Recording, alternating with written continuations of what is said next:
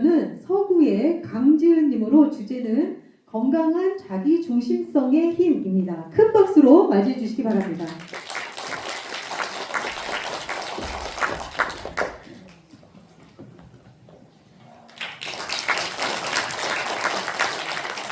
안녕하세요. 저는 오늘 건강한 자기중심성에 대해서 이야기하려고 합니다. 자원봉사와 자기중심성, 어딘지 잘 어울리지 않는 단어처럼 느껴지시죠? 자기중심성은 자칫 이기적인 마음으로 오해받기 쉽습니다. 하지만 피아제와 같은 학자는 말합니다. 자기중심성은 발달 단계에서 누구나 겪게 되는 자연스러운 단계이며 자신의 욕구를 인식하고 타인을 공감하는 능력을 키우게 된다고요. 이 이야기를 처음 들었을 때 저는 저의 20대가 떠올랐습니다. 저는 노는 걸 참 좋아하는 사람이었어요. 이런 저를 보면서 엄마가 걱정이 참 많으셨습니다. 꼭 너 같은 딸 낳아서 키워봐라 하셨어요. 그런데 불행인지 다행인지 저는 딸은 없고 아들만 둘 있습니다. 그렇게 잘 놀고 많이 만나다 보니까 사람 보는 눈이 생겼나 봐요. 아주 점잖고 성실한 남편을 만나서 행복한 결혼 생활도 하게 되었습니다. 샌님 같던 제 남편도 저를 만나서 노는데 제비를 드렸어요. 그래서 저희는 매일 신나게 하루를 보내게 되었습니다. 그런데 세상에 영원한 것은 없죠. 그렇게 항상 행복할 것만 같았던 제 삶이 검은 먹구름이 몰려오게 됩니다. 그것은 다름 아닌 제가 40살에 낳은 늦둥이 아들이 발달장애 진단을 받게 된 거예요. 아이에게 장애가 있다는 말을 듣는 그 순간 세상이 무너지고 제 삶이 멈춘 것 같았습니다. 여러분, 세상에서 가장 키우기 힘든 아이는 어떤 아이일까요? 바로 내 아이예요, 내 아이. 내 아이가 가장 키우기 힘들죠. 장애가 있든 없든 내 아이가 가장 키우기 힘들어요. 그런데 사실 장애가 있으면 좀 더 힘든 것도 사실입니다. 저는 제 아이한테 장애가 있기 전에는 이렇게 세상에 많은 장애물이 있다는 걸 알지를 못했어요. 그때 가장 힘들었던 건 사람들의 시선이었습니다.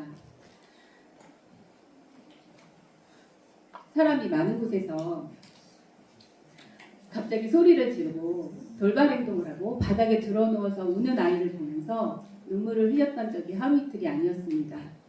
매일매일이 전쟁 같았고요. 남편하고 밥 한 끼 먹을 여유조차 없었습니다. 커피 한 잔, 영화 한 편 보는 것도 사치처럼 느껴졌어요. 그때 가장 힘들었던 것은 배변 문제였는데요. 제가 3년 넘게 저희 아이 배변 훈련을 했는데 생각처럼 잘 되지가 않았어요. 아이가 벽에 똥칠하는 일도 다반사였고 심지어는 그걸 먹는 일도 있었습니다. 그때 저는 23층 아파트에 살고 있었는데 제가 베란다에 나가지를 못했어요. 자꾸 베란다에서 아래를 내려다보면 뛰어내리고 싶다는 충동이 일어나는 거예요. 아이를 안고 이것에서 뛰어내리면 이 고통이 다 멈추지 않을까?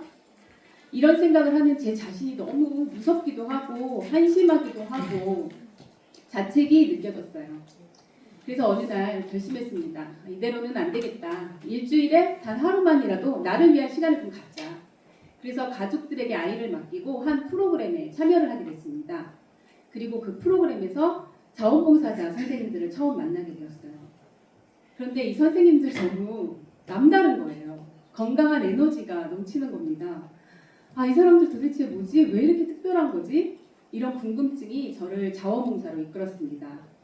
솔직히 말씀을 드리면 저의 자원봉사는 남을 위한 활동이 아니었어요. 오롯이 저를 위한 활동이었습니다.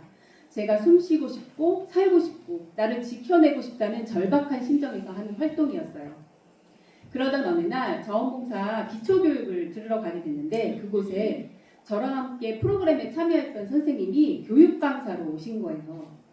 근데 수업하시는 내용이 그 눈빛, 말투 그런 모습이 너무너무 멋있는 거예요. 아, 나도 저렇게 되고 싶다. 그런 생각을 하게 됐습니다. 그래서 자원봉사 교육강사단에 지원을 하게 됐습니다.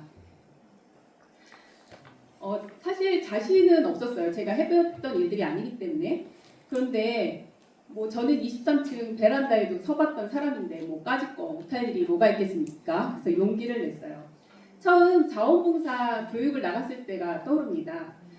너무 떨리고 긴장된 마음으로 수업을 끝내고요. 학생들에게 물어봤어요. 여러분, 앞으로 자원봉사를 실천하겠다고 약속할 수 있겠어요? 네, 학생들이 네 하고 대답을 해줬습니다.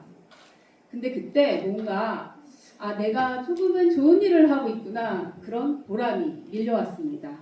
그것을 시작으로 해서 저는 자원봉사 교육강사단 활동을 이어오고 있고요. 강사로서의 역량을 좀 더 키우고 싶다는 생각에 대학원에도 진학을 했습니다. 그리고 지금은 일본학교에서 외부 강사로 활동을 하고 있습니다. 여러분, 자원봉사에 관한 굉장히 재밌는 연구 결과가 있습니다. 남을 위한 동기로 자원봉사를 하는 사람보다 나를 위한 동기로 자원봉사 활동을 한 사람이 더 높은 자아 존중감과 자기 신뢰를 얻는다고 합니다. 왜일까요? 나를 위한 봉사는 나를 더 잘 알게 하고 성장시키고 싶다는 욕구에서 시작이 되기 때문입니다. 나를 위한다는 조금은 이기적으로 보이는 이 동기가 나를 지켜내는 힘이 되고요. 더 나아가서 남을 위한 길로 이어지기 때문입니다.